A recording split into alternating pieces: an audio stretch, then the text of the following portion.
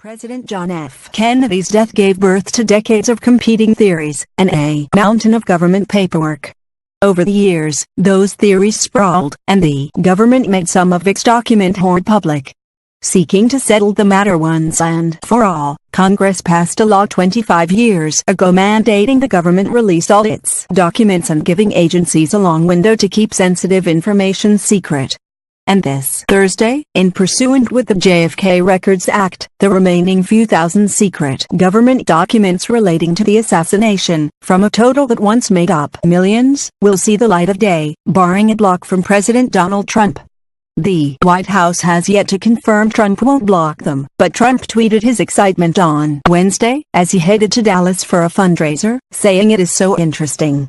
The National Archives sought to temper expectations, warning the most explosive documents have likely already been released, but the deadline of the JFK Records Act, set 25 years ago, could breathe oxygen into some of the many competing theories.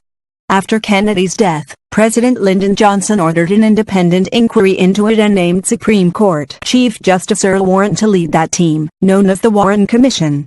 The commission's historic report declared Lee Harvey Oswald acted alone and without assistance to kill Kennedy before Jack Ruby murdered Oswald while in custody. Oswald was a former Marine who moved to the Soviet Union for a few years before coming back to the U.S. His association with communist elements and brief trip to Mexico City shortly before he appeared in Dallas are of interest for those who plan to sift through the unreleased files. JFK Files. Trump teases release as deadline arrives. JFK Files. Trump teases release as deadline arrives. The Warren Commission report continues to face heavy skepticism from people advocating alternative theories, and a poll taken around the 15th anniversary of the Kennedy assassination showed the majority believed more than one person was involved, showing popular suspicion for the idea Oswald acted alone. Here are a handful of the most popular and well-known conspiracy theories about the assassination. Multiple shooters. The House of Representatives Select Committee on Assassinations report also concluded Oswald fired on Kennedy, killing the president, but differing with the Warren Commission. The House report said there was a high probability that two gunmen fired at Kennedy, offering skeptics of the Warren Commission endless fodder. The term grassy knoll now recalls the theory that Kennedy's killer was not necessarily Oswald, but instead a man firing from the ground along the route of Kennedy's presidential motorcade. Trump World. Finger-pointing. Trump's longtime associate Roger Stone is a passionate conspiracy theorist, who now works for the fringe, far-right website InfoWars. Stone is an advocate for the full release of the files and authored a book pointing the blame for the assassination of Kennedy's vice president and successor, Lyndon Johnson. North Carolina Republican Representative Walter Jones, a leading congressional advocate for the full release of the files, told CNN he spoke with Stone about pressing Trump not to block the disclosure. And, like his friend Stone, Trump himself has tossed out his thoughts on the assassination, pointing during the campaign to Senator Ted Cruz's father, without evidence, as someone potentially involved.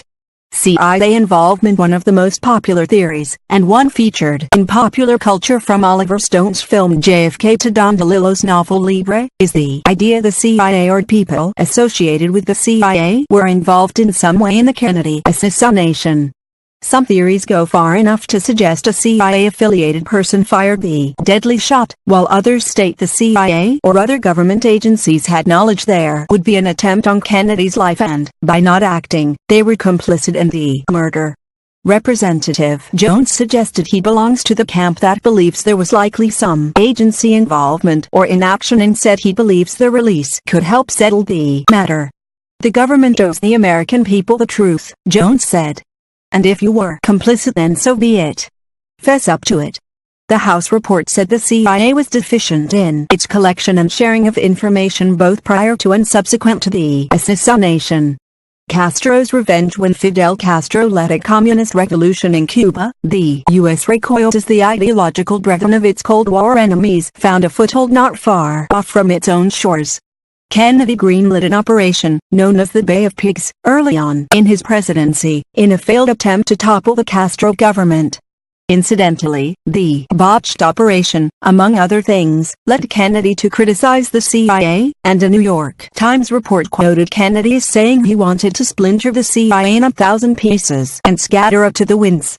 After the Bay of Pigs and the Cuban Missile Crisis, the U.S. continued plotting to kill Castro for years, including trying to poison the autocrat's cigars. Given the potential motive in Oswald's communist leanings, one theory posits Castro had a hand in the killing. For his part, the now-deceased Castro reportedly said after the killing, "This is bad news." Mafia members' one theory pulls away some of the Cold War mystique and the potentially crazed lone wolf idea. Instead, it posits the Kennedy assassination was a mafia hit, although possibly one with CIA complicity. Kennedy appointed his brother Robert as Attorney General, and the younger Kennedy made going after organized crime one of his top priorities. Moreover, Castro's revolution pushed out elements in Cuba that were friendly to mafia interests. The House investigation said its evidence showed the mafia was not involved in the assassination, but would not rule out the involvement of members of the mafia. Kennedy was not the target. Kennedy was not alone in Dallas. First Lady Jackie Kennedy was by his side, as was Democratic Texas Gov. John Connally. The governor also took fire when Kennedy was killed, and one theory says Oswald meant to kill the governor, not Kennedy. The journalist James Reston Jr. outlined this theory at length, saying Oswald drew a dagger dripping with blood through Connally's name, and noted Oswald's wife said Connally was his target. President John F. Kennedy's death gave birth to decades of competing theories, and a mountain of government paperwork. Over the years, those theories sprawled, and the government made some of its document hoard public.